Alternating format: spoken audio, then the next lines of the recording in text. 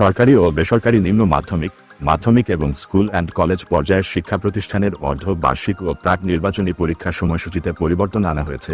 মঙ্গলবার 23শে জুন মাধ্যমিক ও উচ্চশিক্ষা অধিদপ্তরের মাউসি জারি করা এক অফিস আদেশে এ তথ্য জানানো হয়েছে।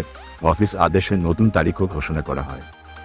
নতুন সিদ্ধান্ত অনুযায়ী আগামী 1 জুলাই থেকে পরীক্ষা শুরু হয়ে 16 জুলাই শেষ হবে।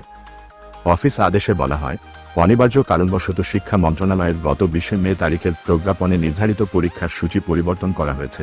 পূর্বঘোষিত সূচি অনুযায়ী অর্ধ বার্ষিক ও প্রাক নির্বাচনী পরীক্ষা আগামী 28শে জুন থেকে শুরু হয়ে 13 জুলাই পর্যন্ত চলার কথা ছিল।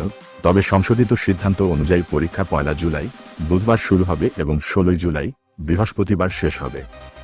এ নির্দেশনা সরকারি ও বেসরকারি নিম্ন মাধ্যমিক, মাধ্যমিক এবং স্কুল অ্যান্ড কলেজ পর্যায়ের সব শিক্ষা প্রতিষ্ঠানের অধ্যক্ষ ও প্রধান শিক্ষকদের বাস্তবায়নের জন্য পাঠানো হয়েছে। নির্দেশনা মেনে চলতে সব শিক্ষা প্রতিষ্ঠানকে অনুরোধ করা হয়েছে।